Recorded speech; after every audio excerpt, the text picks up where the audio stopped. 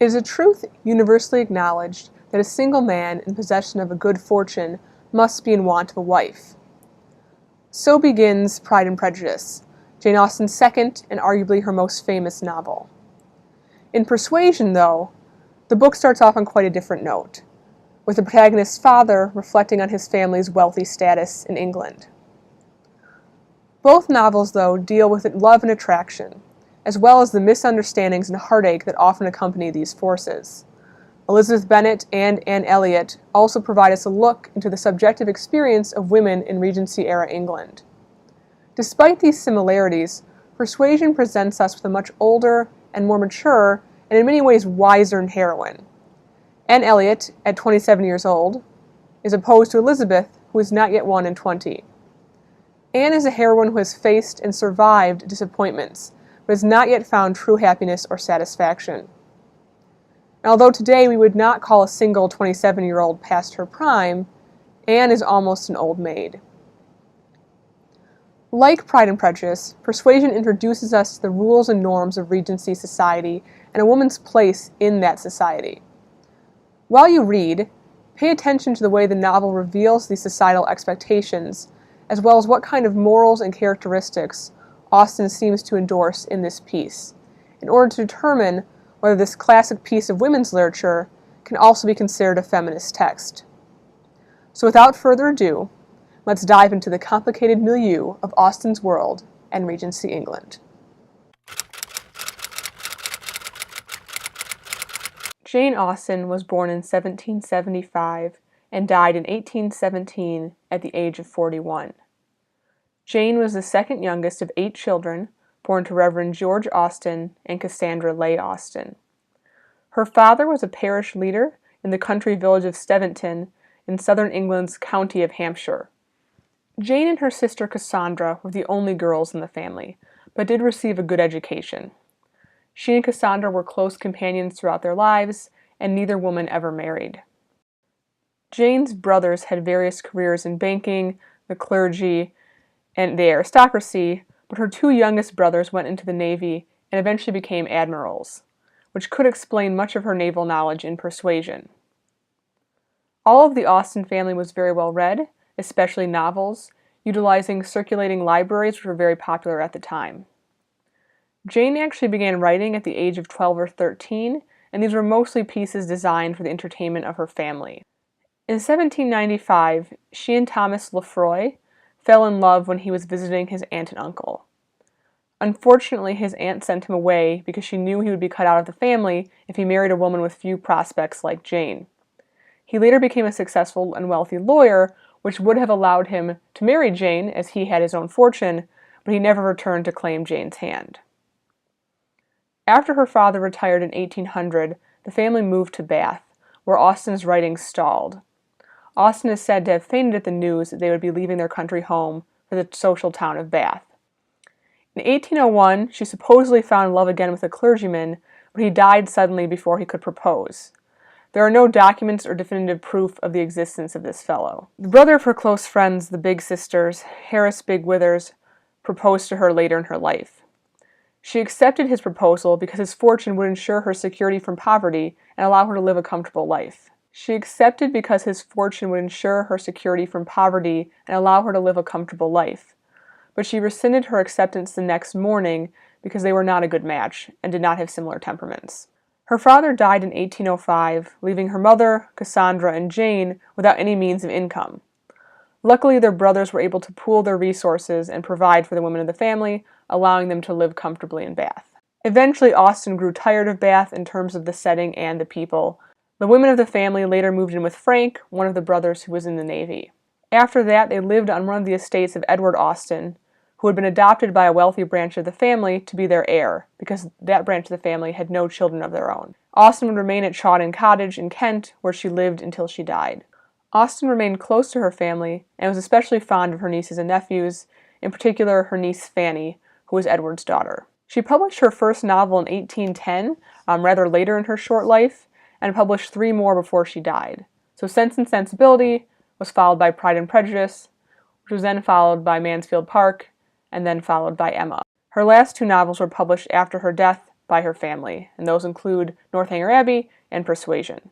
Later in her life, though, she developed symptoms of what was most likely Addison's disease, at least that's what current scholars think, which is a disease of the adrenal glands where they do not produce the necessary amount of certain hormones, and she died the following year. Her novels fell out of notice until 1833, when they were republished, and they've been mainstays of literature ever since. We know very little about Austen in many ways, as much of her personal papers have not survived, and she was an inherently private person. Her sister Cassandra actually obliterated parts of her letters and may have destroyed other letters in order to protect her sister's privacy and legacy. In general, Austen's work is characterized by wit and parody, which demonstrates critical thought and critical evaluation of the times. So some of Austen's words and her letters have survived, and we have evidence of her writing to her niece Fanny about persuasion. You may perhaps like the heroine, as she is almost too good for me. And Anne is certainly not as rebellious and rambunctious as Emma Woodhouse or Elizabeth Bennet, for example. And as mentioned earlier, Persuasion is different from other Austen novels because the heroine is not looking for love, but seems to have lost it for good. While most of Austen's heroines navigate their social circles toward marriage, Anne is the only one who seems to be in the spinster phase, which Austen herself occupied. Some scholars believe Austen's experience most closely aligns with that of Anne's, though we must always be careful of reading too much into author biography, as that can be a dangerous cycle to fall into. But certainly biography can influence the works and stories of authors. And according to Claire Harmon, Austen's work and life were woman-centered, and no aspect of female psychology escaped her. She was not simply ahead of her time in anticipating much of what we would now call the psychology of sex, but she is in many respects ahead of our time too. She became the shaper of the modern novel. Despite similar praise from many other scholars, Austen's legacy has been controversial, with many feminists arguing over whether her books are subversive or conservative. Later female authors like Bronte and Browning disliked Austen, while Woolf, an early feminist, adored her work. I'll leave that final decision up to you as you go through your reading of Jane Austen's last novel. Jane Austen is most often associated with the Regency period of literature and history. This time period, though, only occurred from 1811 to 1820 in terms of the strict historical sense. It was so named because this was the period where King George III, the one who featured in the American Revolution, was declared unfit to rule, and his son, George IV, ruled as Prince Regent in his stead. Austen straddles various literary and historical periods, though, not neatly fitting into any that we've established. She's not a Victorianist, as she died before Victoria was even born, and although she was a contemporary of the Romantic writers and the poets, she does not follow all the components of their literary style. She comes after the Augustan era, which ended around 1744, which is full of satire and parody, so she's not exactly a member of that period as well, but we do see some of those elements in her work.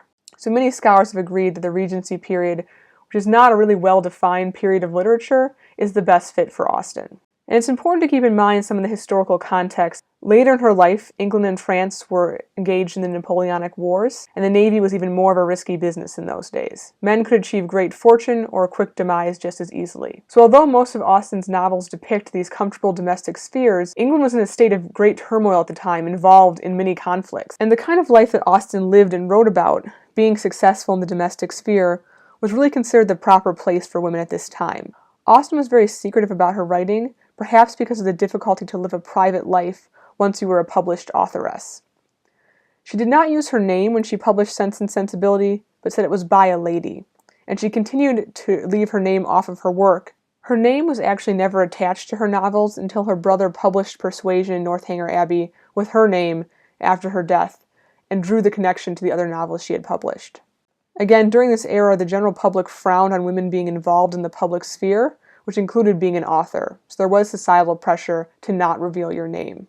And at the same time, even though the novel was very popular in Jane Austen's time, it was considered a low form of culture, not very sophisticated, not high class. Also, the novel was often considered a form of women's writing. And again, concurrently with this, literary culture began to become more masculine, and men started to write about a lot of the themes and topics that had been women authors focused before the 1800s. So we kind of seeing men moving back in and reclaiming the novel in some ways. And the Regency Georgian era of Austen's life was characterized by inheritance and property laws that excluded women, putting them at the mercy of male relations or husbands.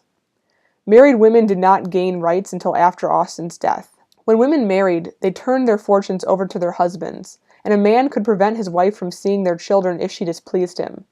divorce was almost entirely non-existent and not available to many women. In addition, the risk of dying in childbirth was much more prevalent than today, even though it is still a problem in our country and in other developing nations.